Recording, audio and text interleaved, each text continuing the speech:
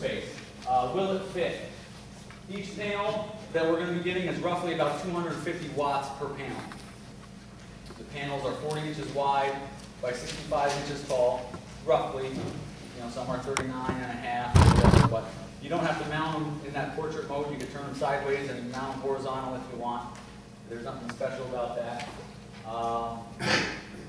Can you fit 9 panels, 12, 15? The system we're going to be going with, you don't have to have a specific division of, 11 panels or 22, or you could basically put up whatever number of panels you want, and then we can cater the system to that.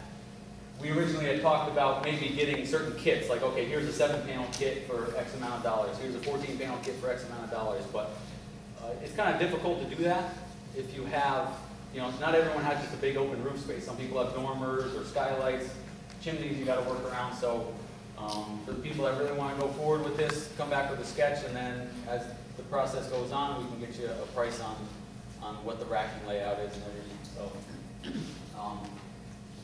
typically, I think you're probably, like Jack said, about $2 a watt.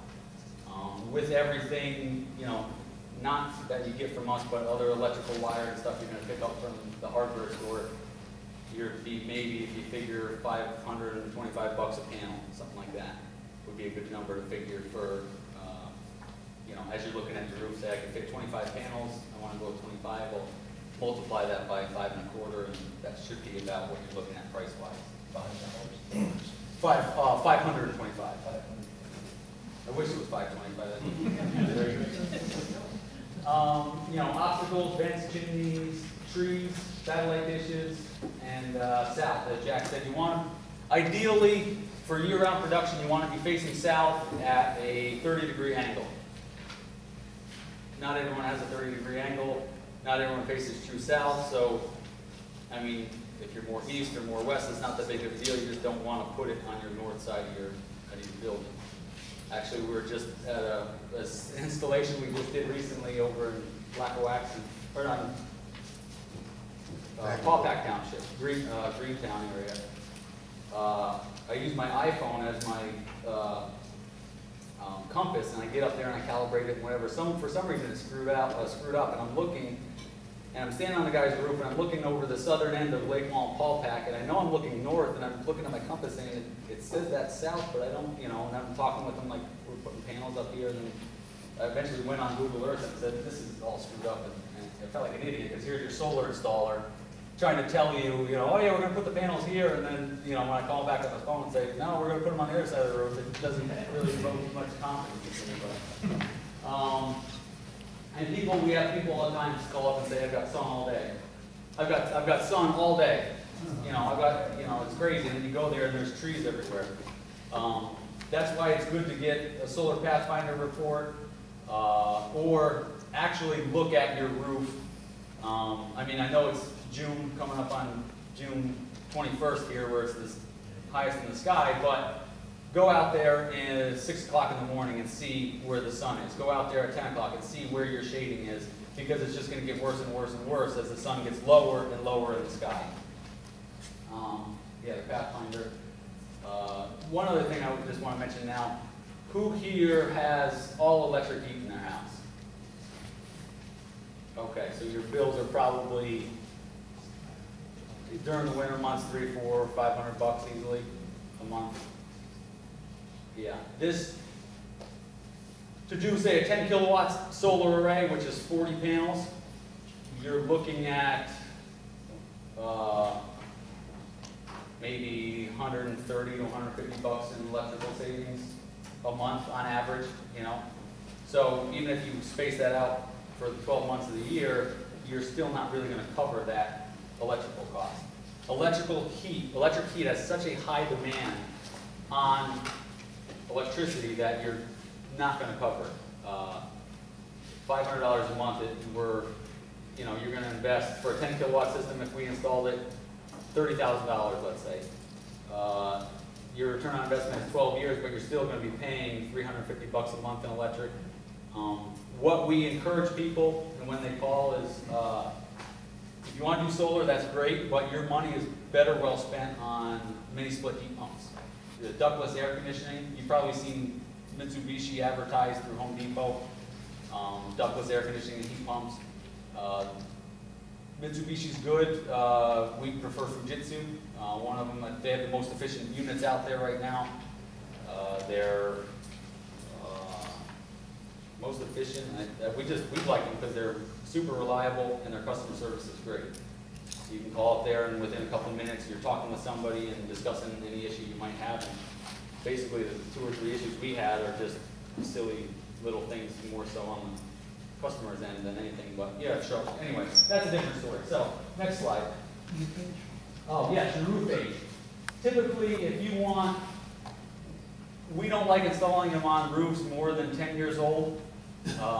15 would really be the max, and that's if they're like architectural shingles, because they last a little bit longer.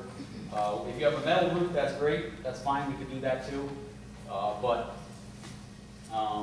You know, you're putting these panels on your roof are guaranteed for a 25-year guaranteed power output warranty. So after, depending on the panel, after 25 years, you're still going to be producing about 80 to 85% of what it was originally spec'd for. So after, you know, if you have a 30-year-old roof and you put 25-year panels on them, you're going to have to pay somebody to come and take them off when your roof starts leaking in 10 years or the roof starts failing. Granted, the panels do provide protection from the sun where the panels are, and they do provide a little bit of a cooling effect because they absorb the direct heat from the sun, but you know, kind of assess your roof age and see where that's at too. Next slide. So the utility interconnection. With Penelec, if you have Penelec, I believe they're a $100 fee that you have to pay. PP&L is nothing. They don't charge unless you're over 20 kilowatts or 25 kilowatts. They have an application. They want a site plan, and they want a one-line electrical diagram. Your site plan is just an easy, quick sketch. I got a picture of one that took me maybe 5 minutes to draw. You just want to draw the nearest crossing street, where the house is, where the panels are, and then where the utility meter is, where the utility pole is, and then where your inverters are going to be, which these inverters are going to be mounted right to the back of your panel. Just a real, like a bird's eye view of your property. And that's really it. That's all I want. And then a one-line electrical diagram, kind of like that first picture we saw. Panel, inverter, meter. Yeah, here's a more sophisticated one. This is a 3-line diagram, but you have a picture of each panel, and then these are the inverters here that they'll be mounted behind each panel, and then they're in strings of whatever here, or strings of 8, let's say, and then they come to a junction box, and you'll have the panels with the inverter mounted behind it, and then you have 2 leads that come off the panel, a positive and a negative, just like you would a car battery. And you have the positive and negative, they click into the inverter, and from the inverter, that has just one cable that clips into a trunk line. You have one trunk line that goes the length of your rail, and you make a junction on the roof with that, and then from that junction box, you go down to, if you're only doing one set of, say, 15 panels, that goes right into your electric panel. If you do multiple sets of 15 or less panels, then you have, you know, say 3 sets of 10 panels, you have 30 panels on your roof. Each one of those will go into a sub-panel, and then that sub-panel will feed into your electric panel. Which you see right here, each meter, or each inverter is coming in here to a sub-panel, and then the sub-panel going to your electric panel, and then your main panel out to the grid. Again, we're going a little bit quickly. Yes? Do all those wires coming off go on the outside of the house and then down? As the installers, that's up to you. That's your call. If you don't want to drill through your roof and put a weatherproof junction box on your roof and silicone that up and put some butyl underneath it, then you can go right through into your attic, and if you're daring enough to try to find a partition and drill down that and fish a wire and fight all that stuff, you can. A lot of times what we'll do if we're going through the roof is we'll drill through the roof into the attic space, and then we'll, say, find a closet somewhere. And we'll come down the inside of the closet, so when you open your closet door, is just a conduit going to the basement, Yeah. is what we do. But if you want to put them on the outside, from that junction box on the roof, you can combine them all into one junction box and just run one piece of liquid tight over the side and down the side of the building, or however you want to hide it. That's up to you. Each panel has its own converter, is that right? Correct. Each panel up there has its own inverter, and then those inverters click to the same wire, and then you say each row of those panels was a row on your roof, like that's how it's oriented on your roof.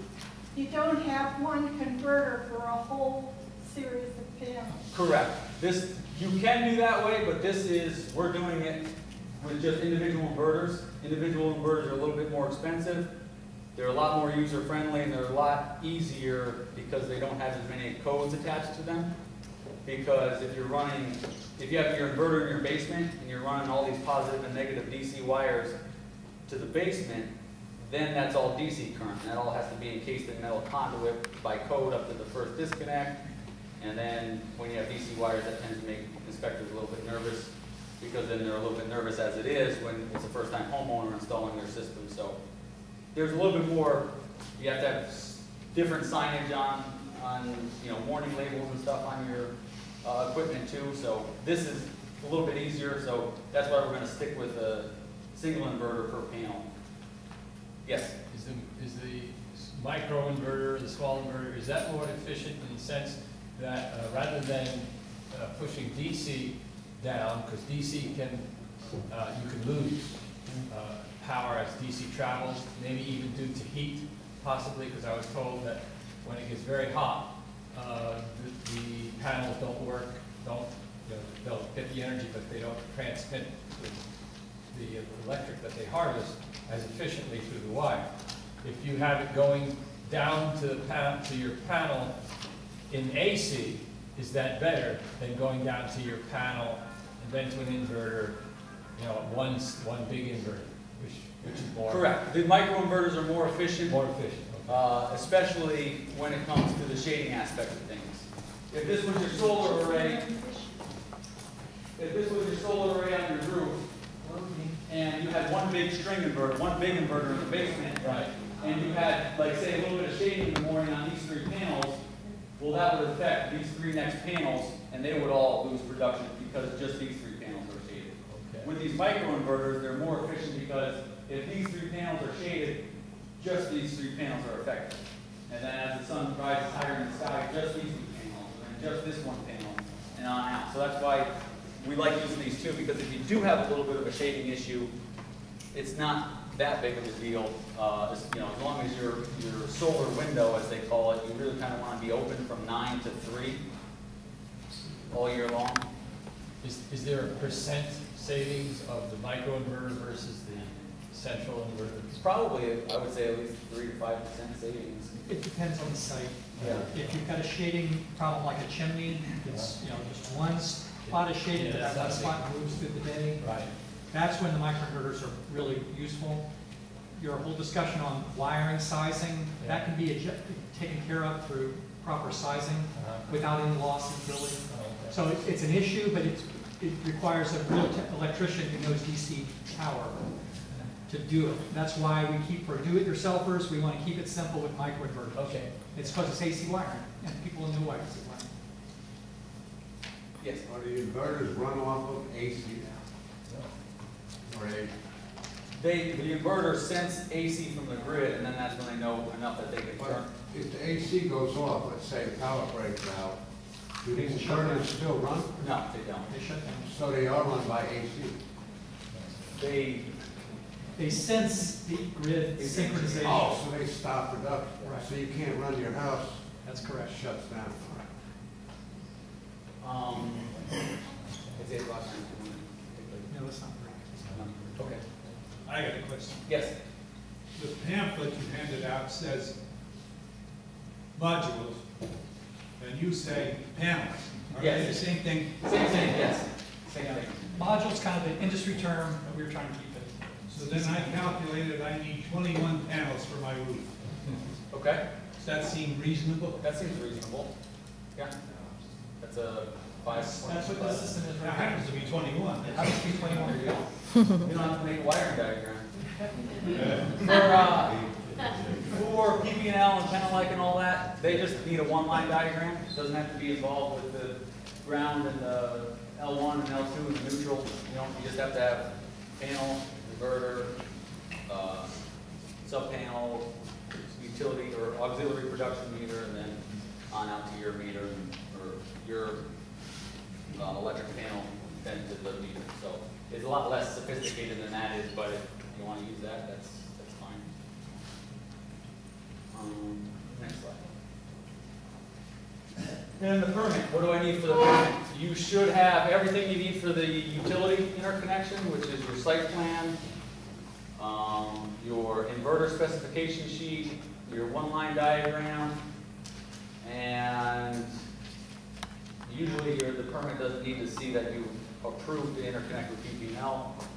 But then everything from that connection, and then a data sheet on the solar panels, on the racking, and this is all stuff you can find online. It's like a front to back sheet, a little PDF, you can print it out.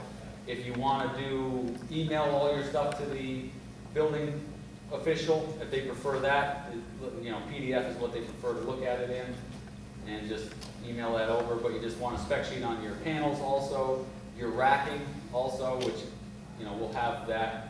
We'll tell you the name of the racking and even probably send you a link to it too. And that way, and then a lot of times an engineering report with it, which the racking manufacturer will have that just says, according to test conditions for Pennsylvania, blah, blah, blah, blah, 110 mile per hour winds or something like that. You don't want the winds ripping it off your roof. Yeah, it doesn't do good for the solar industry to see solar panels laying on the lawn. Any questions on that? Are you expecting different costs? Some townships have a flat fee for residential permits. Others have a percentage.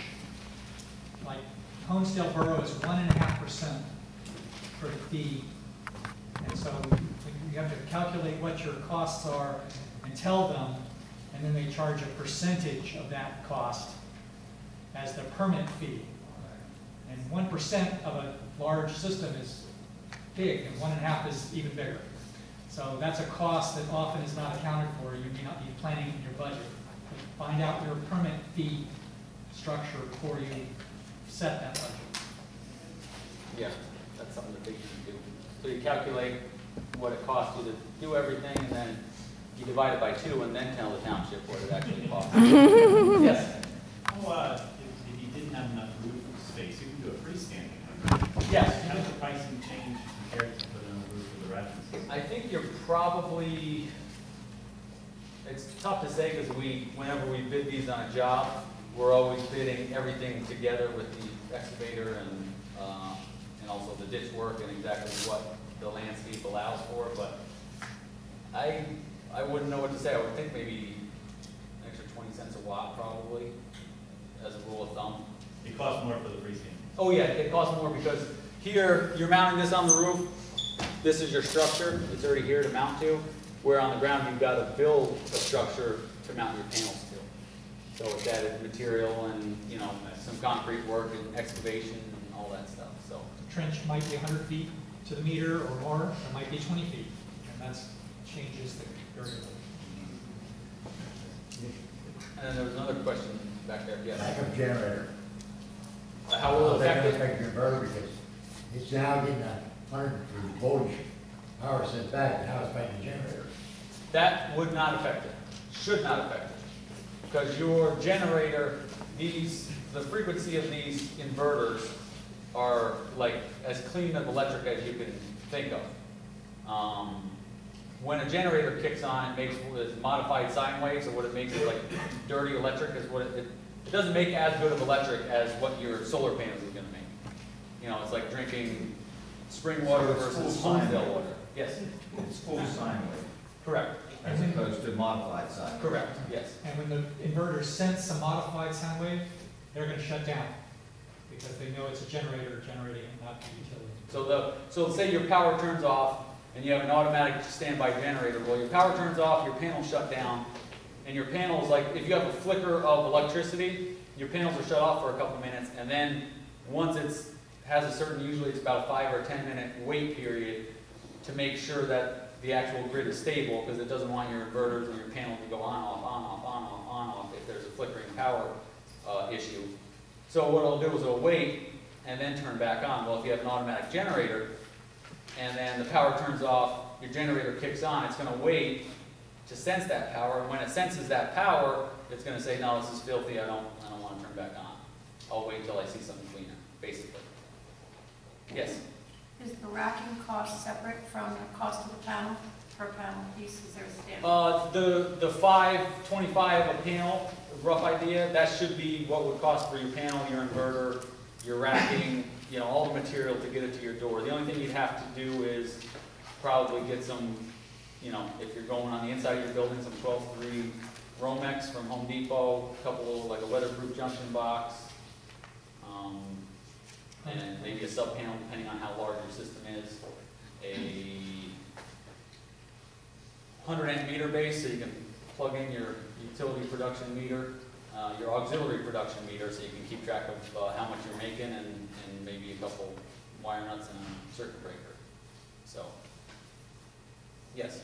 Claire, at 30 degrees, how are you finding with the snow load? I mean, how long does it take for it to, do they slide off? Or? Snow at 30 degrees seems to be like right on the threshold of being just right. Yeah, the cusp.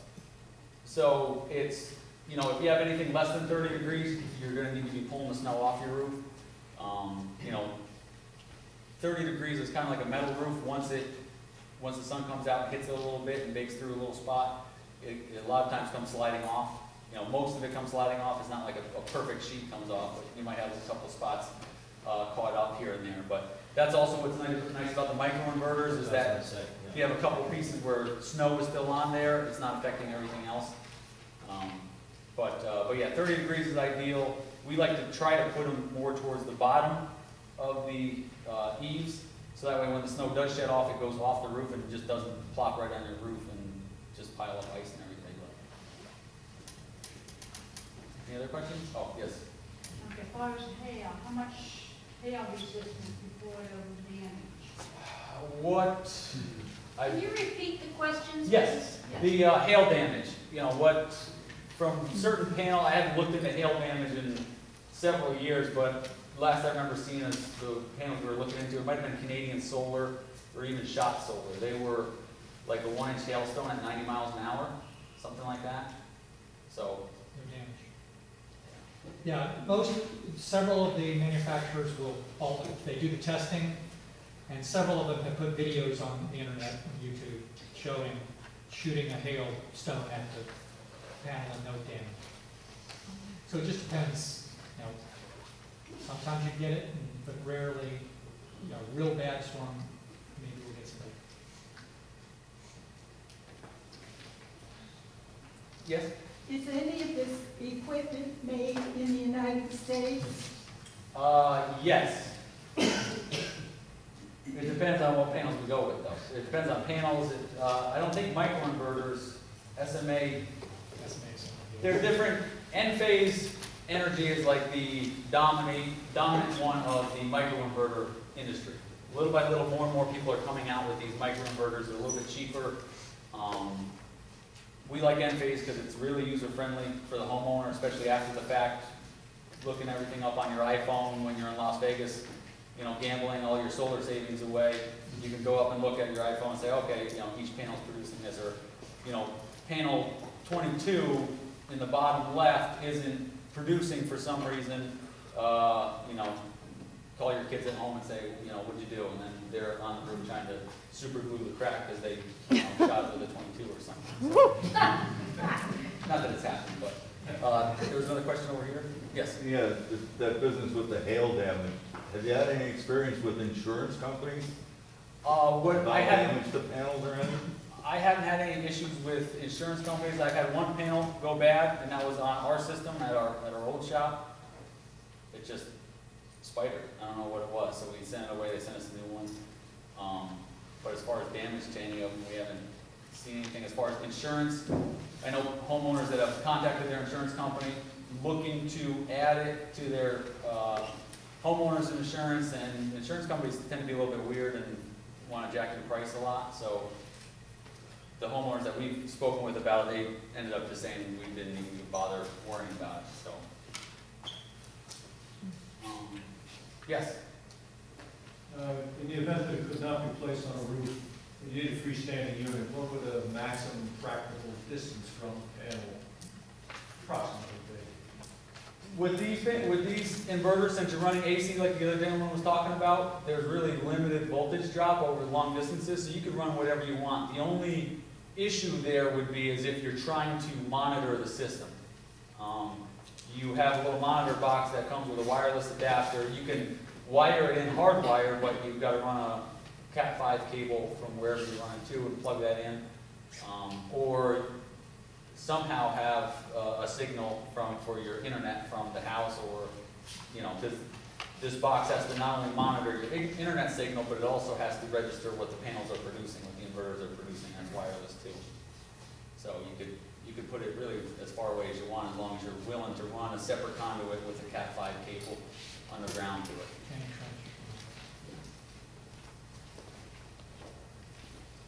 Yes? Yeah, how did you figure that your one panel went bad? How did you? I just looked at it and said, what is wrong with that one panel? It was just all- With the microinverters, every panel is shown on your display individually. Oh yeah, mine, yeah, our system is a string inverter. So, you know, to tell that one individual panel is bad is difficult with a string inverter, but with this, it was right on the bottom row, and you just looked at it one day and it looked different than everything else. But with these other panels, you can see, okay, this microinverter isn't performing at all, or very minimal compared to everything else, especially if it's on the top of your roof, and you know it's, you know, noon on June 21st, and everything else around it is producing like crazy. Something's up. So. Next one. So you're approved. You go through the paperwork process with your community, your township, and the utility company. The utility company will send back and say, okay, you know, such and such approval, here's your job number, okay, you're ready to go. So about 2 weeks to order it, and we'll set it up with a tractor trailer lift gate service. So, you know, if they can't access it, they could just drop their lift gate and push stuff into the back of a pickup truck. You can go unload each panel by hand. But that's pretty much what all is entailed in the ordering part of it. So nothing really special there. Any questions on the ordering or the delivery part? FedEx freight or Conway freight or R&L carriers, doesn't really matter. They all are terrible. So yeah, we've got stories. So anyway. So when you go to install it, you're going to need ladders, chalk line, cordless drill, ratchet and socket set, electrical hand tools, pencil, or, you know, sometimes you get those big fat tire crayons. Those work good on the shingles. Sharpie and a tape measure, silicone, and whatever other electrical tool or electrical items you're going to need to install it, which would be a, you know, weatherproof box, some 12 wire, and sub-panel breakers.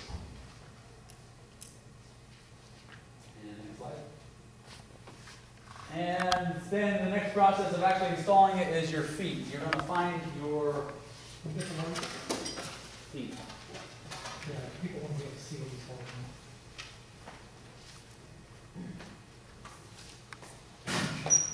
When I say feet, this is what we call an L foot, because it's an L and it's the feet that everything matches to. So, when it comes time to actually install your system, you're going to measure out everything and say, okay, this is my entire roof space. I want to, say you're covering the whole one side of your garage. And, you know, you have, say, a foot difference on this end, a foot difference on this end. There are no, as of now, there are no roof requirements for space around your array as far as building code or anything.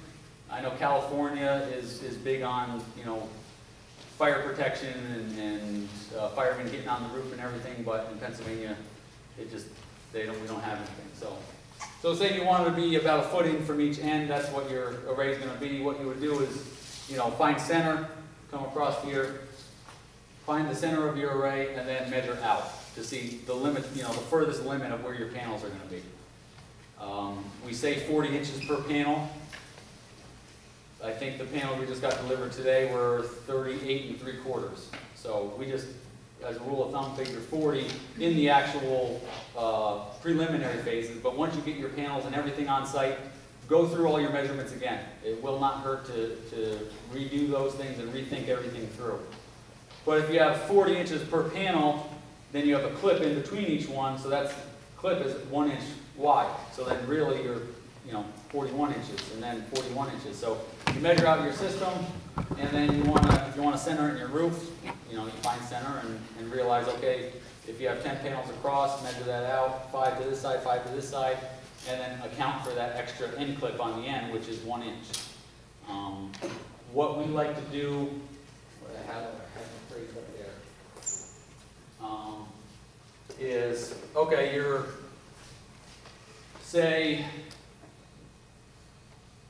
say you're 200 inches to this side, that your panel ends. Start 202 inches to the side with your rail. You know, even though you only need 200 inches, give yourself an extra 2 inches. No one's going to notice the difference, and it'll be to your advantage, you know, once you run on this side that you have that extra 2 inches also. What we like to do is, say we're running right to left, we put up all of our feet, we put up all of our rails, we get everything set up for the panels, and then we true up one side. We run a straight line down the side and start all those rails on one side right on the edge, so we know, okay, all we have to do is measure in 2 inches from this side, and that's where we'll start our panel. And then we run everything this way and let these other tails of the rails run wild, and we can cut them off later. But the actual, how many people have done roofing here before? All right. So how many people are the all-stars that can find the roof rafters with just a hammer? No one wants to volunteer? That's right, we're doing a pool job this spring, and the homeowner's right there. I like to think I'm pretty good at finding the roof rafter, and I'm like, boom, boom, boom, okay, boom, right there it is, okay, pre-drill, nothing, and then it's like, okay, you know, boom, boom, boom, it's gotta be here, pre-drill, okay, nothing, no? And then we actually had to get up and measure. That was a crazy situation, but you find your roof rafters, and say your panels are going to stop right here. You come through, and usually by the sound and the way you can see the pebbles bounce off the roof is how you can see where the roof rafter is. So you're pounding here, and you'll see all these pebbles shaking, and then at one point right here, you won't see any pebbles shaking anymore. And then you come over here and bounce, and then pebbles will shake on this side all the way to that one point, and then beyond that, they won't shake anymore. And then you come through, and you can tell the difference in the sound once you hit it. And then you know, roughly, most of the time, you know that's where your roof rafter is.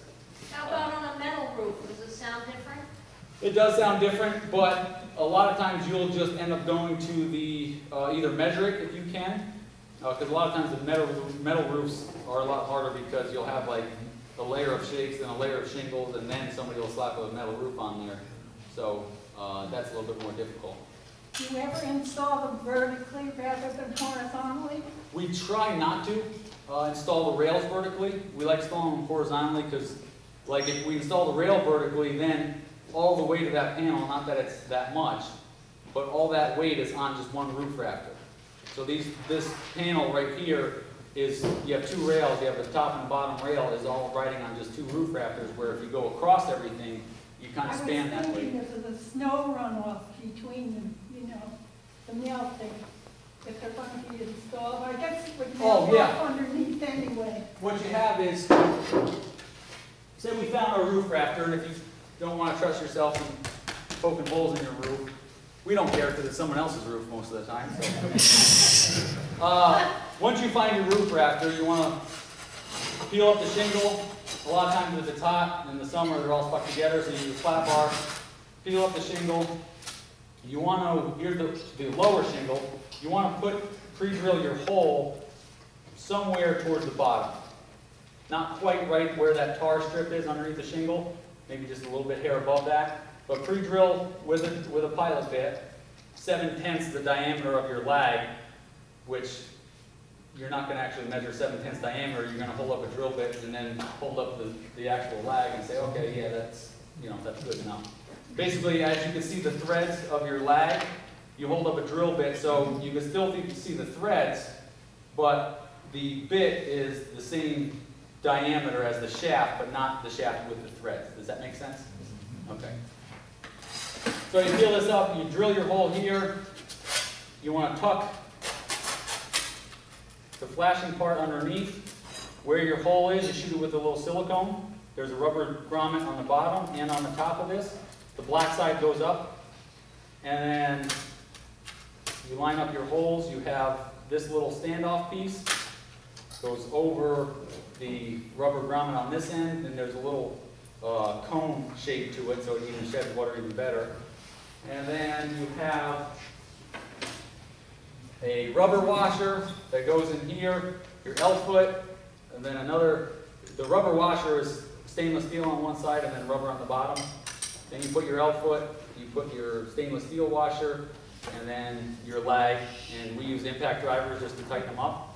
And then you go along every 48 inches to 64 inches, depending on what your roof layout is, and if you need to cheat them in less than that, that's fine. Chances are we'll give you, I don't know if you ended up with extra parts after. No, you didn't end up in. And cutting off a little of the rods. Of the rail, yeah. Chances are we're going to give you extra feet in flashing. You know, it'd be better than getting in a stupid situation where you need an extra 3 or 4 feet and you can't even start your job or finish it. So, Is that aluminum? this is anodized aluminum. So is this. And then your lags that you're going to, that's another thing you're going to need to pick up from Home Depot is stainless steel lags. We use 5/16 inch diameter. If you're going through just one layer of shingles, usually about 3 inches would work. I think Home Depot said it sells 3 to 4 inches, so they don't have like a 3.5. If you want to go to Durlam's, they can get you whatever size length you want, and they can, but you might have to just wait to order them. So actually, let me back up a step here. So how did I know where to put this L-foot, this flash foot attachment? I'm going to answer that question for you. Don't worry. You have your panel, let's say 65 inches long. And 65 inches is right about here. And say you want to start your panel right at the peak. So 65 inches tall, you're going to run your panels like we would normally horizontally with your rails. 65 inches is right here, but where exactly do I put my L-foot? Up there it says about 12 to 15 inches from each end. Not, you know, a super exact measurement, but you want to be roughly somewhere in that parameter. If you have to go 16, okay. If you have to go 10, not a big deal. But it really all depends on where your shingles are laid out. So what we do is we establish the size of our roof. And okay, this is our roof size, then we establish where our panels are going to cover, and then we establish where our rails are going to start. So I want to be 2 inches from the end of or 3 inches from the end of the panel. That's where I want to start these rails, and then we find a roof rafter somewhere in there. And then once we find that roof rafter, then we measure, okay, 65 inches is this is where I want the panel to start on the vertical. So I'm coming down 15 inches, and I'm starting right on this 3-cap shingle here.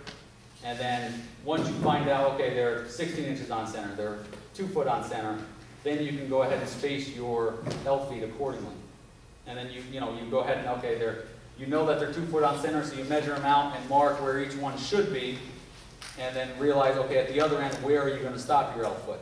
Because, you don't want to put an L-foot on this roof rafter and then realize you got to put one on this roof rafter also. You get to space this last one out a little bit. Does that make sense? So you measure, okay, here's 15 inches down here, and then you go to the lower end of where your panel is going to stop and measure 15 inches up, or 12 inches up. Whichever, again, according to the shingle line, whichever is more convenient for you. And then, you know, what we do is we'll, actually, when we're finding the roof rafter, we'll actually just punch a nail in there, and that lets us know if we find it or not. So if we punch a nail in there, and then that way we can run a string line down, we'll go ahead and measure, if we're doing 3 rows, we'll do the math and measure all the way down 3 panels, and then come back 15 inches. Put another nail in there because roof rafters aren't always straight as they go down your roof. And then you can snap a chalk line vertical, and then you also have a starting point if you put a nail at each point to snap chalk lines the whole way across your roof. That makes it real convenient to actually see everything and lay everything out. And again, measure and measure again and measure a 3rd time because it does not hurt. Are there any questions to that?